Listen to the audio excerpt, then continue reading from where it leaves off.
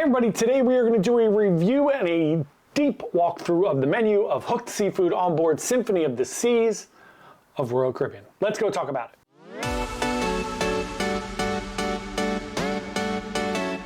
Hey everyone, John here from Byte Size Cruises. Welcome to the channel. If you are new here, hello, my name is John, as I just said.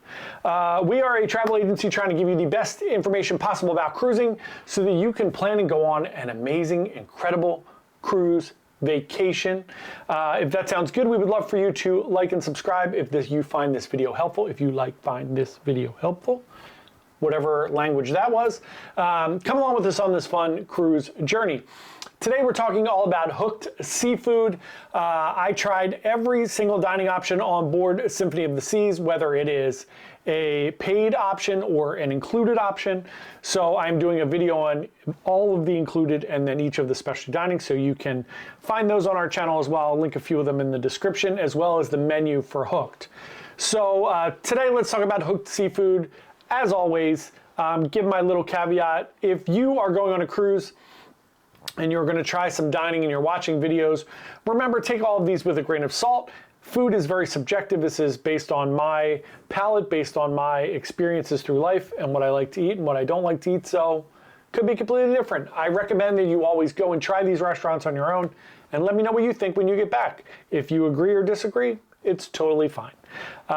So let's talk about hooked. I went for lunch this time. It was $25, which I think is reasonable, and I'll tell you whether or not I think that was worth it as we progress through here.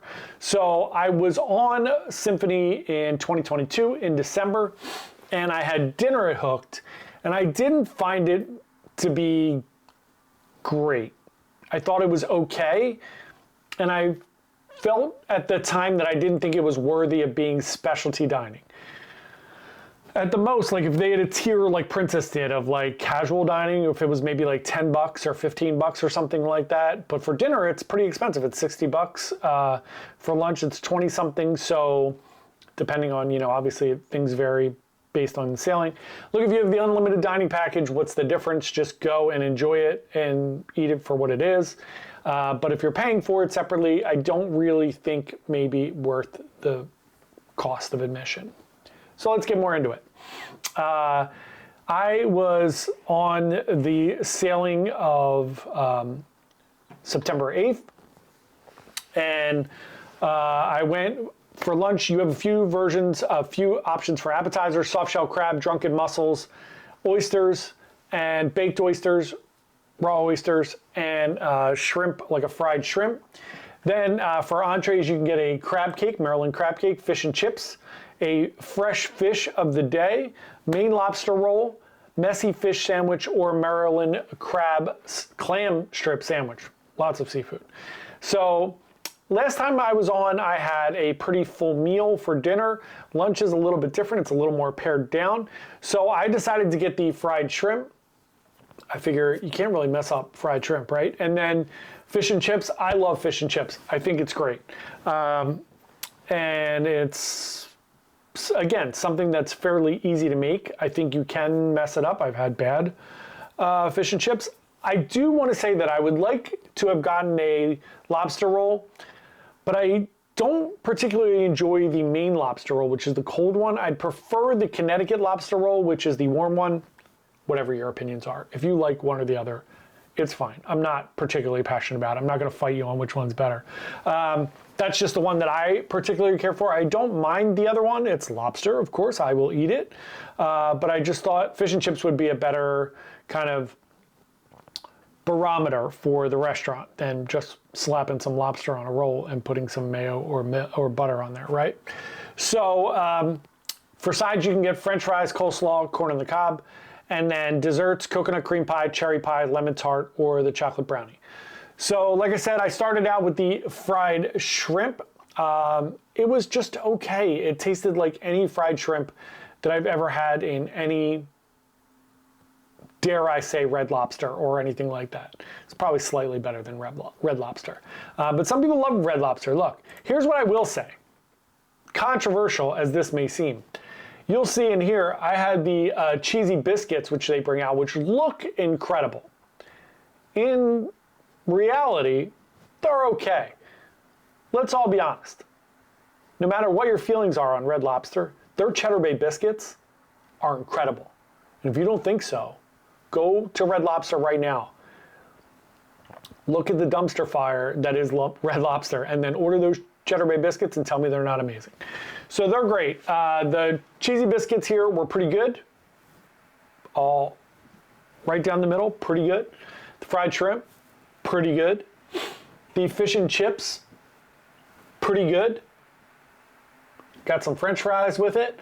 And then I had the coconut cream pie, which was good. So everything was pretty baseline, right?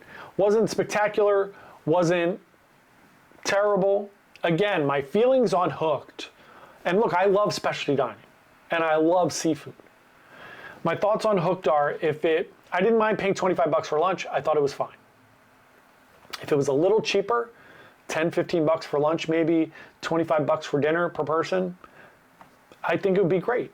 Now, here's what I will say. If you go there for dinner and you're getting like the oysters and you're getting like lobster and different things like that, of course that's going to be more money. I totally understand that. But if there was a base rate of like 25 bucks and you could get the base menu, and then if you wanted to upgrade to like twin lobster tails or surf and turf, something like that where you had the like steak from Chops and this and that, right? All those little combos you could do. I think that would be great. To me, it's just not special. There's no special in the specialty dining on this one. It's okay. Of all my things that I tried on the ship, this was my least favorite. I still enjoyed it, still thought it was good. I would still go back there. I don't think I would go back for dinner. I would definitely go back for lunch. I just wish it was a little bit less money. That being said, I had a great time. The service was great. Everybody there was wonderful. It was very crowded for lunch. It was the most crowded of the specialty dinings that I went to for lunch, which is really interesting. I went to Chops for lunch and it was empty. I went to Jamie's Italian for lunch and it was empty. And I went to Hooked for lunch and it was packed. So there you go. Some people probably really enjoyed it thoroughly. Maybe depending on what you get, it could be a lot different. Maybe if you just go and get like the messy fish sandwich or the lobster roll, it's great. I don't know, but that's just my experience. So that's what it is. If you've tried Hooked or if you've tried it recently or you're going to try it, comment below. Let me know what you think. I'm not particularly passionate about it either way.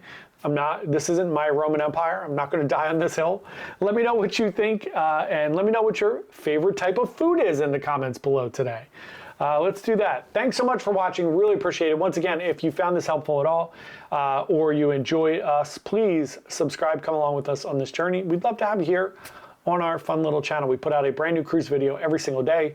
We do a live on Wednesday evenings at 7 p.m. Eastern time, and we do live cruise news every Sunday morning at 11 a.m. Thanks so much for watching. Really appreciate it. Hope you have a wonderful day, and I will see y'all tomorrow. Bye.